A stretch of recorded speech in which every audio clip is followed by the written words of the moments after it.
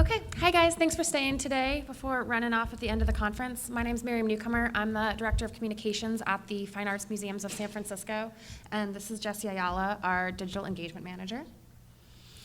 Just to give you a quick background, the Fine Arts Museums of San Francisco are an encyclopedic collection. We actually oversee two museums, the DeYoung and Legion of Honor.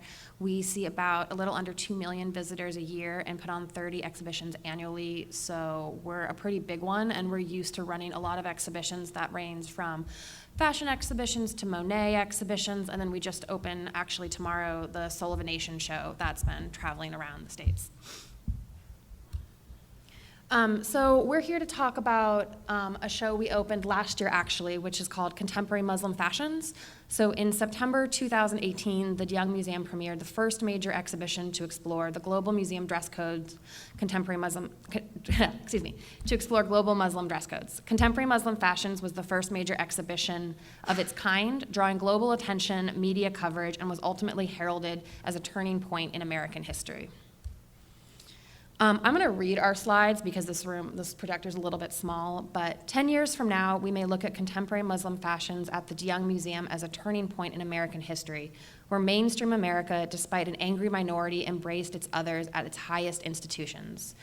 This is a direct quote from The Hollywood Reporter that came out just after the exhibition opened. So this might sound like a slam dunk for us as an institution, but by no means was this how the exhibition started out. When we originally announced the exhibition back in 2016, the exhibition was titled The Fashion of Islam, which we broke in the New York Times. This then led to an article in Breitbart News and a podcast, which then led to some of the most aggressive and racist comment cards that we as a museum has ever received. Just to read this aloud, this says, "Why don't you worry about the artistic gifts of the West and Western culture in general? Leave the tent, bag overhead, and mutilated female genitalias to the Islamic world. As soon as they can, the Islamicists will tell all the Western art out of your fine museums and throw it out the windows and burn it. I'm all for freedom of expression, but in most Arab hellholes, you would get a sword shoved in your stomach for suggesting such a sacrilege. This multiculturalism is a crock. It's just a way to undermine our American values. The fashion of Islam, really, women who are forced to wear burqas and hijabs are not trying to make a fashion statement. They are oppressed. This is shameful and an insult to women everywhere. Do any of your liberals have a conscience? Islam is a sadistic Nazism. Obama is a Muslim, a Nazi, and a traitor. Israel is blameless. The entire problem in the Middle East is Islam. Islam cannot coexist without other religions. Islam brings rape, animal torture, pedophilia, wholesale carnage, and blind adherence to psychopathic slaughter named Mohammed. The only answer to the security of the USA is to ban Islam entirely. It's true, it's obvious. 5 countries on earth now ban Islam, and the number keeps growing." And I'll just point out, please note, this is in 2016, so people feel strongly. December 2016 as well. So what do we do as a museum? I can tell you that this is the first time I've ever encountered something to this degree that we as an institution have put on before. We have an exhibition opening in 18 months, and it's pretty clear now that this is not going to be business as usual in promoting a museum exhibition. So what did we do? We made a game plan. First and foremost, we laid out the questions that we needed to answer quickly. Obviously, we were up against a huge amount of prejudice and Islamophobia, so the questions became, how do we as an institution educate our visitors on this subject? Pretty clearly, there's a lot of nuance and education that had to go into this exhibition. Very basic terms in the world of Muslim fashion are virtually unknown to many audiences. How do we as an institution have the authority to speak on a subject that's this polarizing and personal? It's worth noting here that we do not have a single curator that is Muslim on our staff, so we were by no means authorities on this subject. How do we help our members connect to this topic in a meaningful way? Our core membership base in the Bay Area is 55 plus and overwhelmingly white. While they're very eager to learn, we knew this was a subject which they would not start with a very large base knowledge. And then how do we as a museum ensure that it's a welcoming environment to the Muslim community, specifically the community that knows about this topic better than we ever will? And then how do we become a safe space for discussion on this topic? At the Fine Arts Museums, we really believe that one of the core functions of a museum is to act as a meeting place where conflicting ideas can come together in a safe environment for constructive discussion.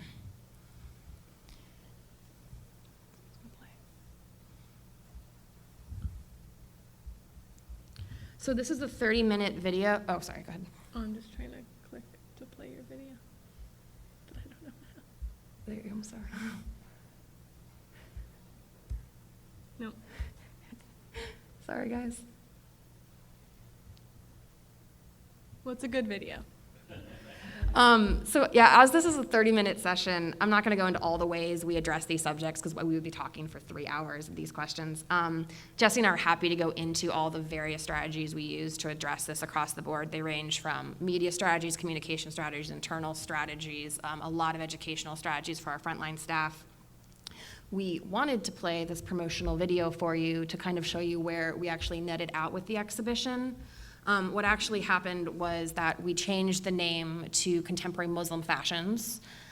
We brought on a community group of local Muslim leaders in the Bay Area, and that name change was on their advice. What we kept hearing from them was one Islam, many Muslims, and honestly, the term Islam was incredibly polarizing, and by pulling it back to talk about the practitioners of Islam, not Islam itself, that got us some leadway to start having people listen to us long enough to talk to them without instantly tuning us out. And then our marketing team actually brought in the Muslim model Halima Adin to model the outfits in the show. So all of our promotional images was with a model wearing the garments, and this video shows her kind of dancing around in them, and again, kind of showing the power of the garments. Anyone, that working at an art museum knows for fashion exhibition, we're often stuck with garments on mannequins. Right, so you have low-lit, kind of badly shot images on mannequins that often don't match, which really don't do a good job telling the story of the fashion garments that we're trying to explain. What we knew we had to do here was take charge of the story.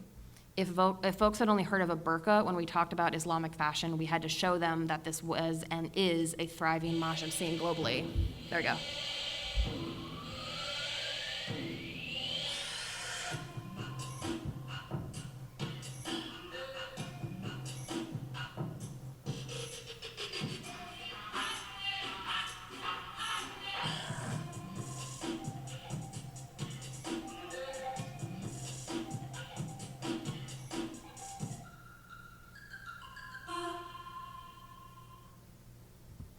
So what we're doing with this video is we're trying to take charge of the story, right? So if people only hear the idea burqa and they think of a giant black bag over your head, they're not really seeing what our exhibition is about. Modest fashion is actually a huge industry that the stats have all escaped me now on the exact numbers. But what we wanted to show them that this is and is continuing to be a very thriving scene globally.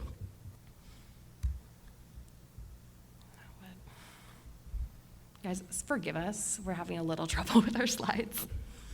But then returning to our original questions, we knew that to answer the first questions about educating visitors on the subject, that video is cool, but it doesn't really tell you much about the show. It gets your attention long enough to hopefully listen to what we have to say next. Like, that's all we were trying to do with the video. So we knew that to actually educate our visitors, some sort of digital component would be key. Obviously, as everyone here knows, digital is the most effective way to reach the largest audience, but it's also the most dynamic and nimble platform. At 18 months ahead of the exhibition, we needed something easily digestible that could adapt and grow along with developing conversations.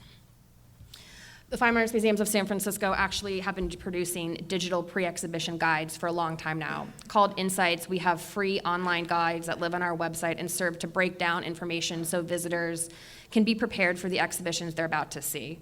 I like to describe them a lot as cliff notes. So if you want to go to an exhibition, do some early research, you can then bring your date and really impress them on your knowledge on the exhibition you're coming in with. This screenshot really doesn't do justice to these guides. If you want to see them in action, they move around a lot. They're really beautiful. Go to that URL right there. But again, the problem with these guides is that as an institution, we're still talking to you. We're talking to our audiences or at our audiences. We're not really talking with them in this form of information. So again, we're back to the same questions. You're sensing a theme, right? We kept kind of coming up with ideas and kind of hitting the roadblocks to why these ideas weren't going to work. So how do we as an institution have the authority to speak on this topic? Reminder that we're not an expert on this topic, and as an institution, that's a really scary territory for a museum, and specifically our curatorial team, is not being an expert in something when they've been training their whole lives to be an expert. Also, again, our two audiences, we have the Muslim visitors that are going to come, and we have the ones that know nothing about the subject. How are we able to talk about educating one audience without speaking down to another? How do we create a space for someone with no knowledge of the subject that generally wants to know about it to ask questions and not be judged for their ignorance? And very importantly, given the political climate of the time, how do we make sure that these spaces are safe and secure? We know that authentic representation is key, especially when as an institution, again, we're not in the most secure footing to discuss this topic. This is a video of one of our community advisors that actually did the headscarf styling for the exhibition showing this. So what do we have? We don't have the institutional knowledge in-house, but we have 60+ fashion designers that couldn't wait to tell their stories and help us. We had a community advisory group who genuinely wanted to help make this exhibition the best it possibly could be. This woman's name is Saba Ali, and she actually became a major spokesperson for the exhibition, and we used her in many press interviews as well that came out. What we realized what we had to do is we had to amplify the voices of the community rather than speak for them, while ensuring as well that we were standing up for them when we're facing, let's just call them unaware audiences. So, hi, that's where I come in. As you may know, on digital platforms, everything is more polarizing. You talk about something in real life, it's never going to get as heated as when you talk about it on Twitter. So that was the case for all of our channels, and when they're public-facing, speaking on behalf of a traditionally underrepresented community, that meant we were in constant education mode. So being on the defensive meant we're speaking about this community rather than letting them speak for themselves. We were constantly responding to comments like the one here. And again, we're not authorities on this subject. So we posted this feminist headscarf, and someone commented and wrote oxymoron. We could ignore the comment, but we felt like it was really important to stand up for the community and show that we're not fair weather supporters. We're going to stand by them, and if we're going to put them out there, we're going to defend them. But writing a paragraph like this when you're not Muslim yourself takes a lot of work. So we needed a way of offering a space where the members of the community could speak peer-to-peer about the nuance. They could give opinions, feedback, thoughts, their favorite pieces. Because we had people like this commenting oxymoron, nobody's saying, oh, I want this, where can I buy it? I love this. They are spoken over, there's no space. So we wanted people to be able to discuss the content for the exhibition rather than they see something like this, they constantly have to abandon hope of an on-topic comment section. They can't speak to each other about it. There are no threads developing that we don't have to jump in and shut down. And you'll see this guy that commented, when we responded, we got 54 likes on our response. So people were grateful, they were acknowledging that we responded, but it was a problem to us that we were louder than they were. So, sorry, our struggle continues. Okay, so this led us to really realize that what we needed was an affinity group. Given the size of our team, we basically needed to find a solution to us staying up late every night, researching and commenting to all these people who sent in some 10 p.m. cranky, angry, Islamophobic comment. So great, lots of people have started affinity groups, but we needed to make one on social, which is much harder. We decided to create a Facebook group within the official DeYoung Facebook page. So it was visible from our main Facebook page, but to participate, you had to request access. And it was a private group that we very heavily monitored. Once people were accepted in, and we didn't filter members, everyone was welcome. Members could share discussions on Muslim fashion, what it's like to be Muslim in America, how the exhibition made them feel. It was a total free-for-all. We were not contributing content, we were just facilitating conversation. They weren't topics the community would have felt comfortable discussing in one of our public digital spaces. So when we carved out a platform within our brand's ecosystem, it really fostered a discussion that was much more productive than it would have been otherwise. This was the first time we had done anything remotely like this. And after a year, so the exhibition closed almost a year ago, the group is still growing. I'm not doing anything to maintain it. People are just happily talking amongst themselves, which is great. And actually, the exhibition's going to open at the Cooper Hewitt in New York quite soon, so we're hoping that they take over the reins of the community group and so that the community becomes bi-coastal as well. So the content within the group really ranged from videos and articles people had stumbled across to reviews of the exhibition to people sharing a link to an article about the exhibition. Some people were commenting and saying, I don't live in the Bay Area, but this is helping me follow along, which was really endearing. So it really proved successful beyond the scope of the exhibition. It showed us how much there's a need for that representation on our digital channels. We learned that the community will show up for us when we show up for them, which is really validating when you might personally believe that, but to be able to make a business case for it was important. So we really used it as a stepping stone, tried to keep building on making a more authentic experience on our channels. That led us to sharing this on Instagram.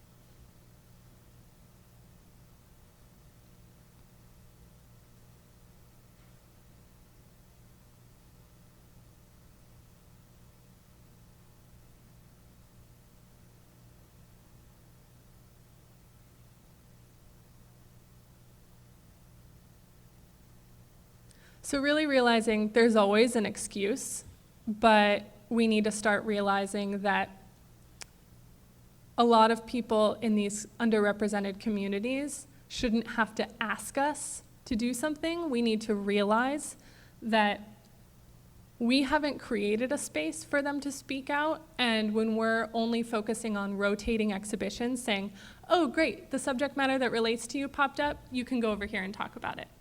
Instead, we're trying to take what we learned from that special exhibition and apply it to our practices year-round. So, it was really the test case of that group that led us to be able to do things like this, because we could prove that it went as well as it did. Since implementing this, we've seen our engagement increase by 21%. The year before it had increased by like 4%, so 21% is a really big deal for us.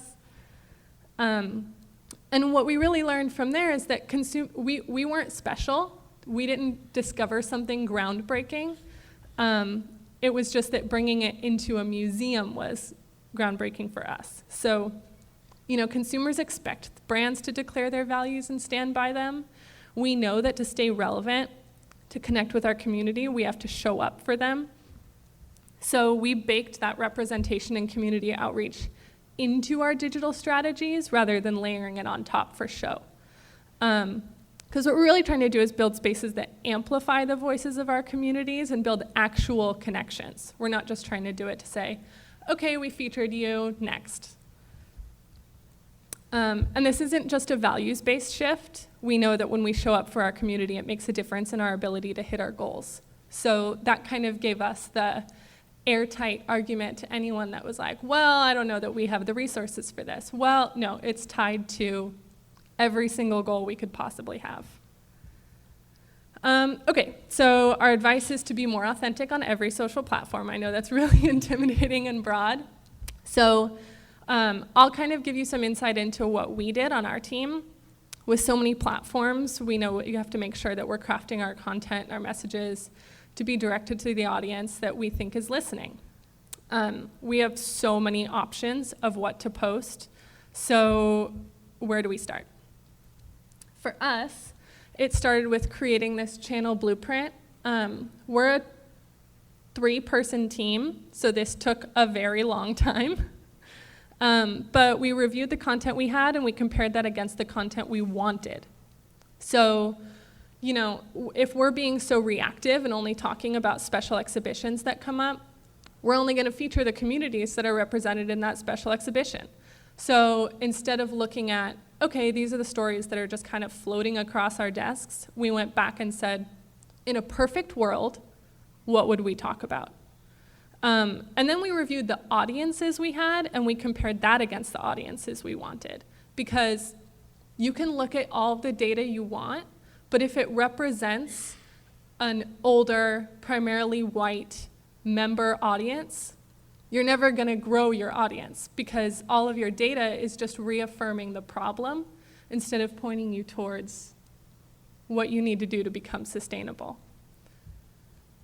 So we learned that, like most brands, our youngest audiences were on Instagram. That's not a surprise to a lot of people. So, okay, what content do young people mostly care about? And how can we shape our content to serve them better? For us, that was breaking things down on Instagram stories. It was sharing more unexpected things like how we clean our objects, to seemingly obvious things like where to start your first time visiting. Because we can talk about the nuance of this ancient artifact, but if they don't even know where to go when they walk in, we can't help them be as passionate as we are. So we didn't assume they were regular visitors. We didn't assume they had an inherent interest in art at all. It was our job to create a space for them so that they could feel welcomed, step back, and learn. So it went from, on Instagram stories, it went from this channel we used for fun. We would kind of use it as like almost a throwaway. We have an event to promote. We have this cool thing coming up. Now it's our highest traffic driver. So young people watch Instagram stories more than they scroll through their feed on Instagram. So if they're gonna watch it like TV, then we're gonna set it up to be as interesting as watching TV. We typically, these are the first slides of 4 different stories. We try and keep it short, sweet, interesting. It needs to stop them in their tracks, which that means that we have to make sacrifices of we can't tell the long-winded story. We have to know we're just here to hook them, make them interested so that they come to the museum to learn more. So on the opposite end, we learned that our oldest audiences were on Facebook. Okay, how do we speak to them while also growing our audience to be younger and more diverse? Because we can't just jump ship and all of a sudden be like, no, we're onto something more exciting. So we had to find that balance. Sometimes that meant creating an affinity group like the one we did on Facebook, saying we can't serve you the way you need to be served in this public forum. And then other times it meant just ensuring our channel strategy includes something for everyone. So you'll note that we have things like who our audience is. On some, I know it seems obvious that we said visitors here, but on some channels it was like people who live in a city that doesn't even have a museum. So we put the purpose. Facebook is the most promotional social platform, meaning we're not telling the, here's how we cleaned a statue outside stories, because we're just trying to get them to take an action. And what content should be. So instead of saying content should be event postings, content should be ticket links, what should the content do? It should be interesting. It should add value. It should always link to more info. So we really broke it down for ourselves so that we use this as a constitution. We want to make sure that we're not following our gut. We want to make sure that we have this so that when someone says, I have this fascinating symposium that you just have to promote on Facebook. Okay, is it interesting? Does it add value? Is it informative? Is it accompanied by an image? And then we can say, no, I'm sorry, we'll promote that on Twitter. So everything has its place, and we're just organizing ourselves so that it's not us sitting down. Does this feel right? Is this interesting? Because then what we're doing is creating stories that are interesting to me personally, interesting to Miriam personally, but we work in a museum. We know a lot about the museum. So we have a different baseline of interest than a lot of people do. And one of the beauties about this strategy is now we have the data to back this up. So when someone comes to us with that, one of the kind of followaways from that is we stopped promoting a lot of our smaller exhibitions on all channels because we knew that it absolutely bombed on some channels. We would promote this small little gallery rotation of books which is, it's fascinating once you're there, but it doesn't really visually translate very well to Instagram. And so we went to the curators and we're like, hey, we're not promoting this here. We're moving this over to this other channel where we can actually story tell and get into it more. And that also was a huge difference in our engagement spikes, because what was happening is people would follow us because they loved Monet, or people would follow us because they loved a fashion exhibition, and then they would sit there and do nothing on our channels until the next fashion exhibition came, or the next exhibition on Monet. We had a ton of brand equity built around the individual exhibitions and designer, and no one knew who we as a museum were or what we stood for. So we really pulled that back. So now on feed on Instagram, we only even promote our major exhibitions about 3 times in a 4-month run. A ton on Instagram stories, a ton on Facebook, and that's been a huge internal battle, but we now have the data behind us to say, hey, this is really working. Our social channels are now responsible for about 65% of all online ticket sales, and we only have about 10% of the budget. So it's really working, and by kind of organizing ourselves with this structured framework, we really have been allowed to do a lot of the things that our guts told us we were true, and then we went out and got the data to back it up. And it's really about asking yourselves, okay, who isn't represented here? And do I have a justifiable reason for that? Or is it because, oh, well, we don't have any content that features those stories? Well, if you're not going out and finding it, then those people aren't going to come, and then your programming that's based on your audience won't feature them, and it's just this cyclical problem. So what we learned is authenticity is the single most important thing that you can do in any content you have. It has to be priority because we can't grow our audiences if we don't create spaces for newcomers to feel safe and welcomed without patronizing them, which is really important. We don't need to teach people about their own identity. We don't need to teach people about their own culture. We need to listen to them. So I hope seeing the way we did it is helpful to you in some way. I know we covered a lot of content. We're happy to take questions if you guys have a couple minutes to stick around. Yeah. When you created the Facebook space, was part of what you were doing blocking people who were coming in and being antagonistic? Kind of. So we let anyone into the group. There were a lot of people who were in that Facebook group that were not Muslim. So it's not like we said, you're not allowed, we're going to run away and create our own private space, but I think it was just like a happy after effect of the group. Instead of looking for a place to hide, we were looking for a place where people could thrive. And we did have pretty clear community guidelines written about that group. So if you wanted to join, you kind of, I think the very first post was a community guidelines about everything that would not be tolerated in that group. That was us building the framework so we could cut people out of it should they start to talk in the way they were talking on our normal channels. Because as we know, on social media, people are empowered to say really hurtful things because they feel like there's no repercussions. So because we had those community guidelines, if you're not being actively kind and supportive, you get the boot, but luckily we didn't have to do that to anything. And we prepped that group we had a content strategy to start just to get the conversation rolling, and I think we only needed like 2 posts before the community took over, and we were planning to pepper in content for a couple months, but we were thrilled, frankly, not to have to build more content for another channel and just let it naturally evolve. I think I'll say maybe more a direct answer to your question is we didn't need to kick people out. We didn't need to create a safe space specifically for Islamophobic people. We needed to make sure that Muslim people could be the majority because by existing on our more public platforms, they're not powerless. We created the platform so that they would be powerless, not intentionally, but that's just the way it was. Any other questions? Yeah. Have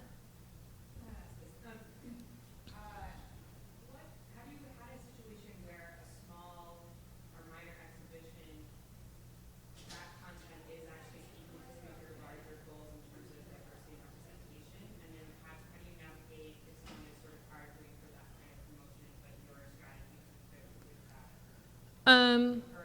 That's a good question. Like exceptions to You think like Frida Kahlo? Yeah, I mean, we definitely have to allow for exceptions. I mean, because overall, what we're trying to do is create an inclusive view of the museum. And so we actually have a couple exhibitions coming up that don't technically fit into this. Like, we have an exhibition coming up on Frida Kahlo that's not actually in our major exhibition space. It's in a secondary space, but obviously Frida Kahlo is going to do incredibly well on social media. So we're certainly going to promote that.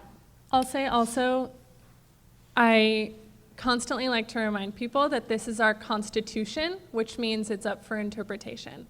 It's not a law. It's not something we're following verbatim.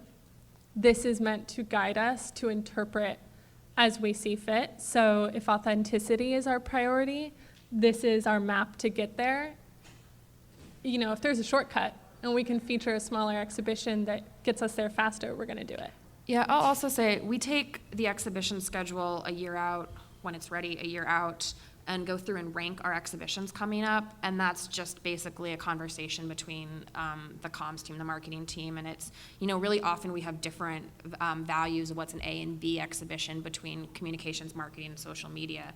So, for example, communications might put an exhibition, we have an exhibition coming up that's basically contemporary artists reflecting on technology and the good of it or the bad of it, which is really valuable to us because we're based in Silicon Valley and San Francisco, and it's very top of mind. So the comms team is pushing that really hard for the next year. But the social team wants to talk about Frida. Yeah, the social team's barely touching it. And part of that is because, you know, the images aren't really compelling because it's such a heady exhibition. We're going to talk about it some, but it's not going to get like the same blanket amount of space, you know? So we just kind of go through and rank them, and things that do hit those tenets of diversity or acquisitions. We have a big acquisition up right now that's by a New Zealand artist that's basically reinterpreting colonialism and showing the conquest of William Cook as this wonderful thing that happened and more like him terrorizing the locals. And so that is a one-room show. It's a single piece it's 3 pieces of work upstairs. There's no ticket price attached to that, but you better believe we've been promoting that everywhere because it's a female artist of color. And according to our larger strategy about telling 2/3, we can fit that in. So when we actually build exhibition social media promotional plans now around exhibitions, we do paid campaigns that are completely separate with a separate strategy because we can target audiences on that. But where they fall into the general campaign, it has to fit into these strategies and blueprints and the 2/3 rule. We had a Monet exhibition up, and we only posted on feed on Instagram, I think 3 times. The big thing about that 2/3 rule too was posting it so that no one internally could, you know, take it away from us, because we're like, oops, we already said it out loud, have to do it, can't go back. So giving yourself that, like, you know, obviously not every institution you have the equity to be able to be like, I'm going to post this. Ours was really supportive about it, but it's being able to back it up with data. So if we wouldn't have done that small Facebook group, we wouldn't have been able to say, look how well this did and how hungry people are for us to be better. I'll also add that we walked our director through this whole thing when it started. So it wasn't just like, oh, you didn't post about Monet. It's, oh, we did. Here it's on Instagram stories. Here it's on Twitter. Here's it on this. And here's the data behind those that shows that X, Y, and Z. Paid social was really helpful for us because so while we weren't promoting Monet, the Big Monet show on our Instagram channels, we did have paid ads running, and those paid ads were responsible for X% of ticket sales. So I could very confidently say, hey, we're already selling more ticket sales than any other marketing channel. Let us run the organic strategy separately because we're trying to do different things. We have different metrics for success.